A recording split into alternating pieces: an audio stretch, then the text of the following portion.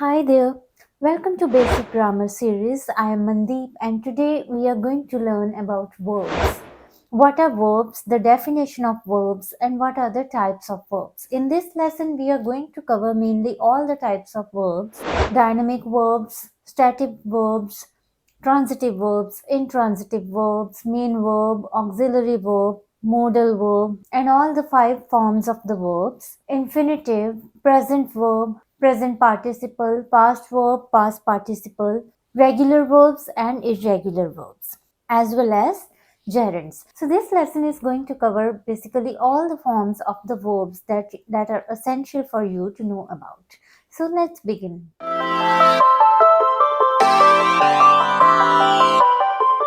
What are verbs? It is not wrong to say that the verbs are the most important part of speech of English grammar. Without verbs, no sentence is complete. Whether it is English language or any other language, verbs are the fundamental unit of a sentence without which the sentence cannot be complete at all. Every sentence must have at least one verb, and at the very basic level, the shortest sentence consists of just a verb in its imperative form. For example, go, run. These are the shortest sentences in English language, and they are imperative where the subject is implied, that is you. Now that brings us to the question, what is a verb and how we'll define the verb in English language? A verb is a word or a combination of words that indicates an action that a subject performs or a state of being or condition. Verbs are the hearts of English sentences. Children play in the park. Amber is a good girl. I love playing guitar. John does not like to walk. Play, is, like, does. All these are verbs but in different forms. Now, verbs are one part of speech that change their forms the most often related to a lot of factors like subject, person, number, tense, mood, voice, etc. Now, this changing of forms of the verb is called conjugation of verb. Apart from verbs, the only other part of speech that changes their form in a sentence is nouns when they change their number from singular to plural. But apart from that, it is the verbs that keep on changing their form in a sentence. So it is very important to understand the roles that they play in a sentence in order to achieve the accuracy in English grammar as well as speaking. All the verbs can mainly be categorized into dynamic verbs, action verbs, or stative verbs. Now, action verbs are just like the sound. They describe an action. In English language, a dynamic verb refers to the action rather than the state of being. So dynamic verbs are sometimes known as action verbs. The actions can be physical action like swim, jump, run, walk, talk. Let's take some examples here. Authors write book reviews for newspapers. Here, write is an action verb. She acts as a teacher in this movie. He ate the whole pie. The boy ran up to get his school bag. Now, one thing important to note here is that the dynamic verbs, they conjugate as per the tense, voice, mood, person, number in a sentence. Now, moving on to the stative verbs. Stative verbs describe the state of being or a condition in a sentence. Now, stative verbs often relate to thoughts and opinions like agree, believe, doubt, feelings and dislike, love, like, hate, prefer, senses and perceptions, appear, be, feel, say. So it is clear that a stative verb describes a state of being rather than the action that is being performed. Let's take a look at some examples. I hate this song. I appreciate John's helping in time. I want you to meet my parents. Hate, appreciate, want, These are the stative verbs in these sentences because they describe something or someone's state of being in a particular situation. Now, one very important point to remember here is that stative verbs cannot be used in continuous tense forms. When I say that continuous tense forms here, it means that they cannot be used in the ing forms of the verb. So if you say I hating being treated like a child, it will be incorrect. So you cannot say hating. Instead of that, you will simply use the present form I hate being treated like a child. Here are some stative verbs of possession: have, own, possess, lack, consist, involve, include, contain. Similarly, there are many state verbs for describing mental state. Example: know, believe, understand, doubt, forget, imagine, think. And then there are state verbs of emotions: love, like, dislike, hate, wish, desire, value. Now, it is important to note that some verbs can function as both dynamic verb as well as stative verbs. Take for example look. If we say you look fantastic in that dress, here it is functioning as a stative verb because it is describing the state of being. She is looking at her reflection in the mirror. Here the verb looking is describing an action of looking at the reflection. So this verb look here functions as a dynamic verb. Think can also be used sometimes as a dynamic verb and sometimes as a stative verb. I think that Mr. Singh is a good teacher. Here think is being used as a stative verb. I am thinking about my family right now. Here thinking is an action of thinking in your mind. So it is being used as a dynamic verb here. To sum up quickly, the difference between dynamic and stative verb. The dynamic verbs describe an action that is being performed by the subject, whereas stative verbs, they describe the state of being or a condition. The dynamic verbs conjugate as per the tense, voice, mood in a sentence, and hence they can also take an ing form, whereas the stative verbs, they cannot take an ing form in a sentence. Now I hope that it's clear the difference as well as the meaning of dynamic and stative verbs is clear. Let's move on to the other two very important distinction between the verbs, that is main verb and a helping verb. First of all, let me explain to you what are the main verbs. As the name suggests, the main verbs, they perform the main task in a sentence. So they are also called lexical verbs because they convey the full meaning in a sentence. They can stand on their own in a sentence. They show an action or a state. They can be dynamic or they can be stative, and they convey full meaning of an action or a state in a sentence. Examples: the boys play in the field. The children jump in excitement. I wrote a story. Play, jump, wrote. These are the main verbs in this sentence. Main verbs can further be categorized into transitive verbs, intransitive verbs, or ditransitive verbs. Let's learn about transitive verbs first. Transitive verbs are those verbs that pass on the action onto an object in a sentence. The action that is being performed, it gets transferred onto another object in a sentence. Take for example, I kick. You'll certainly ask, what do you kick? So here the object is essential because the action of kick is being passed on to something. I'm kicking something. So if I say I kick the ball, so the meaning of the sentence is complete. So the verb kick here is a transitive verb because the action of kick is being passed on to the ball. Let's take another example. She wrote. So here it is essential to have an object in this sentence. She wrote a letter.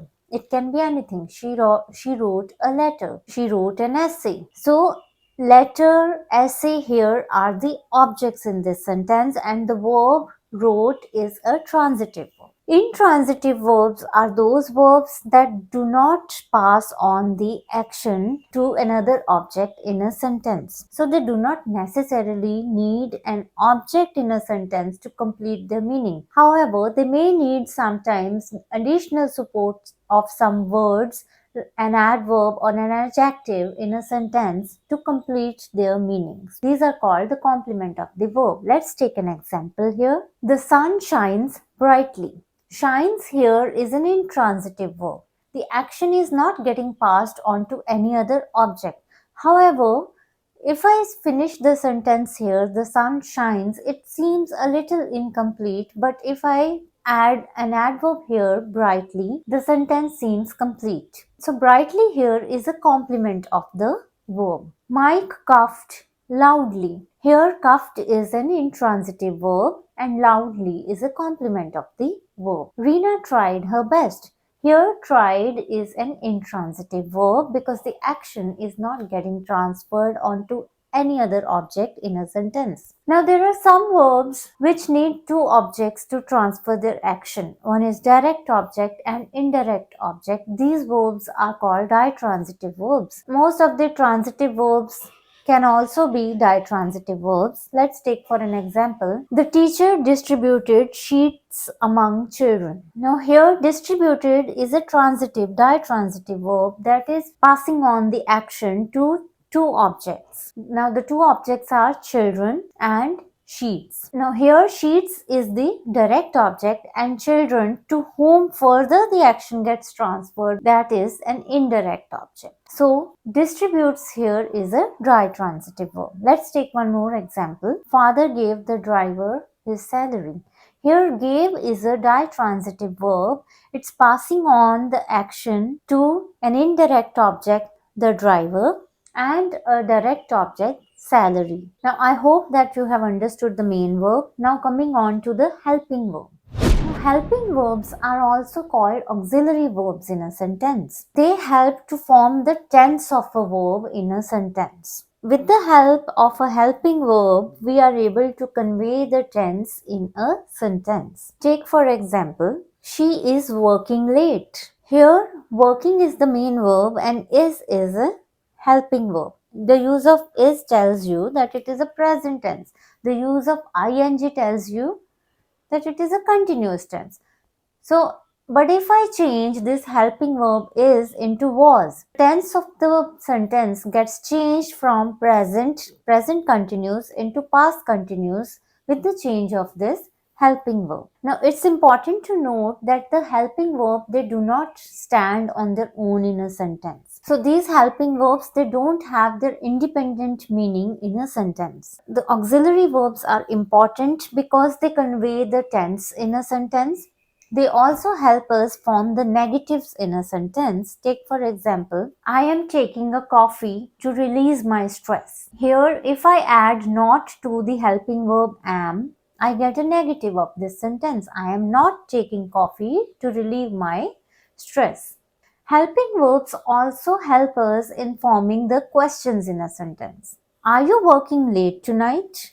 Are you going to come to the party or not? Is she the girl that you were talking about? So the helping verbs, auxiliary verbs are important tense of a verb in a sentence to form the negative of a sentence and to form the questions in a sentence. Now the auxiliary verbs can further be classified into primary verbs and modal verbs. Let's move on to primary auxiliaries.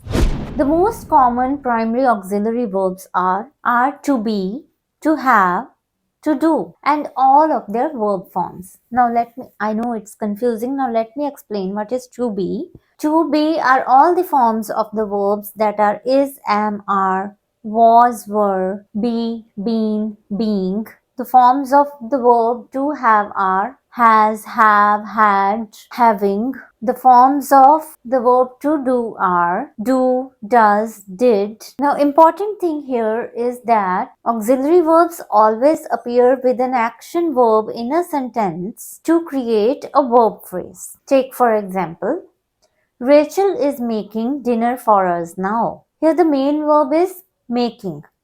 Auxiliary verb is appearing with making to convey the full meaning. It's attached to the main verb. They are planning to go out of town. Are is the auxiliary verb.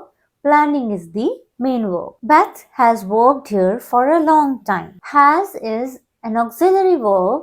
Worked is main verb. So these are the main forms of the auxiliary verb, to be, to have, and to do, and all their verb forms.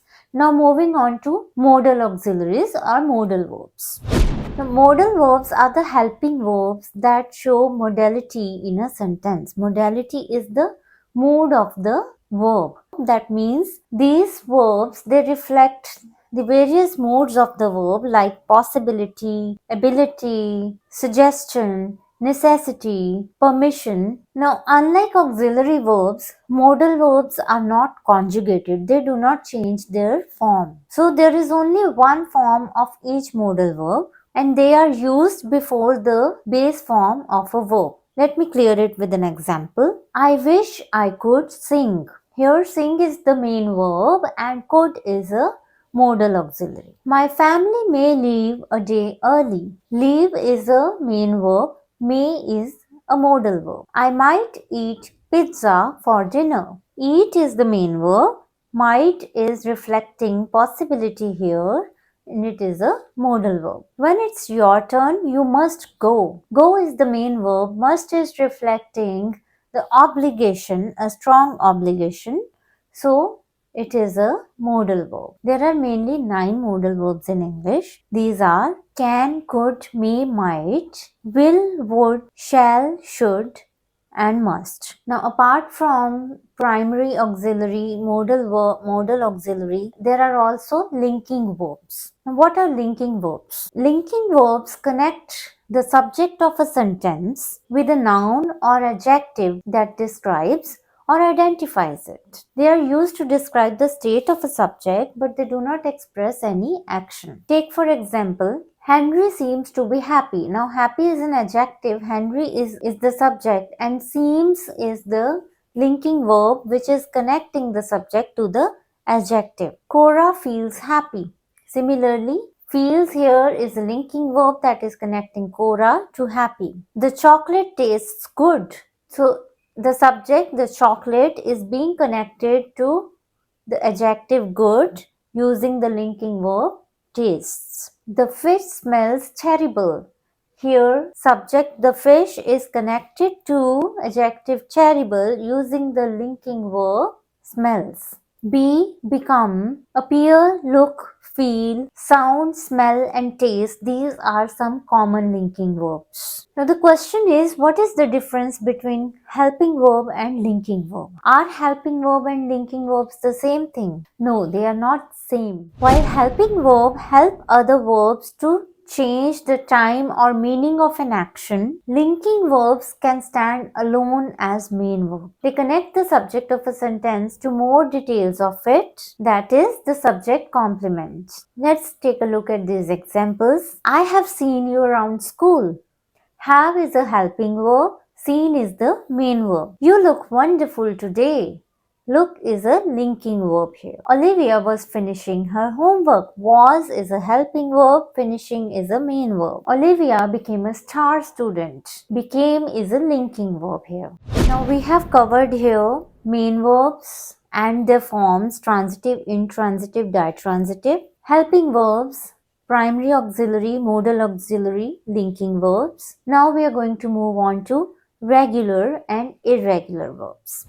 Regular verbs are those verbs whose verb second form or verb third form, that is simple past or past participle forms, are formed by adding suffix d or ed to the main verb, like talk, talked, walk, walked. But irregular verbs, they are not formed just by adding d or ed. They completely change their form, or they do not change their form at all for forming the past and the past participle, verb second form or verb third form in a sentence, like go, went, gone, fly, flew, flown. So here the forms of the verbs are not just formed by adding ed, but they are completely changing the word. Even the verbs that do not change their form at all, like hit, hit, hit. The past form of hit is also hit. He hit me with a book yesterday. So it is a past form, but still we are using hit.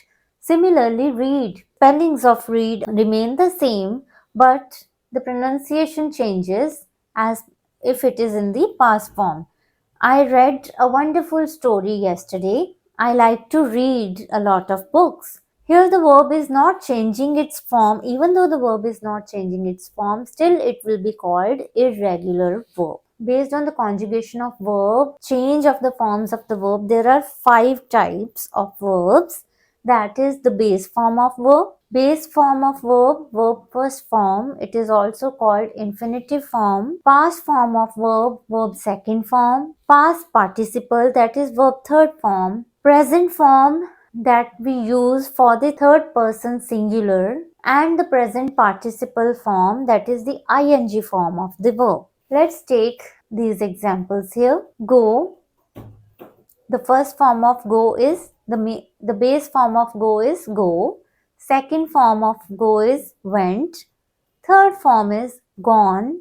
The present form is goes, and the ing form, the present participle form is going. Similarly, fly, flew, flown, flies, flying.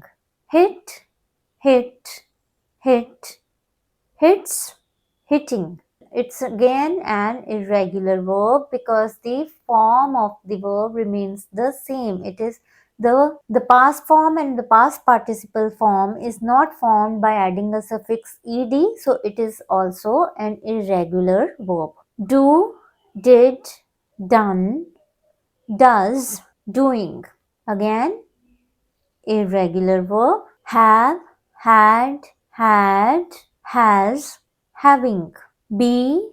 Now what is the past form of be? Was or were. Past participle will be been.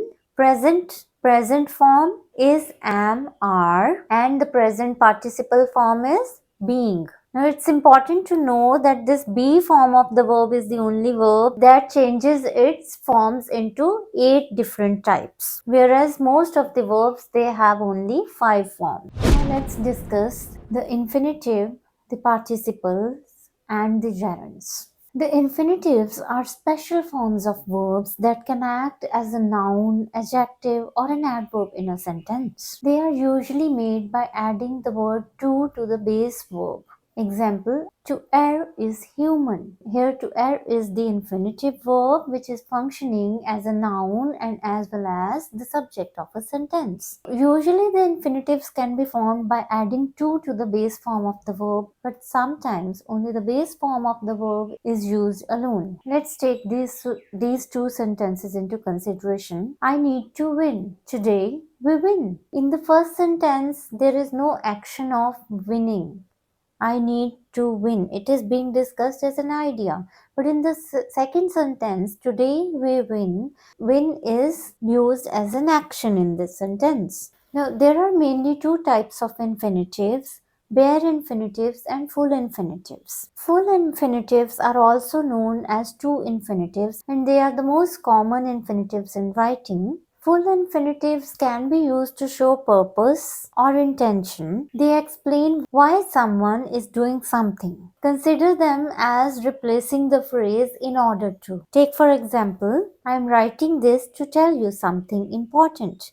Here to tell is used as a replacement of in order to. Did you come to college to study or to party? Here to study, to party are the full infinitives. The full infinitives can also be used to modify nouns. That means they can be used as adjectives. It was a dumb thing to say and I regret it. Here to say is used as an adjective. Would you like something to drink? Here to drink is being used as an adjective to modify noun something. They can also be used as a subject of a sentence. To unlearn is the highest form of learning. To unlearn here is being used as a noun and as a subject in the sentence. To love someone requires patience and understanding. Here to love is used as a noun and as a subject in the sentence. Now moving on to bare infinitives.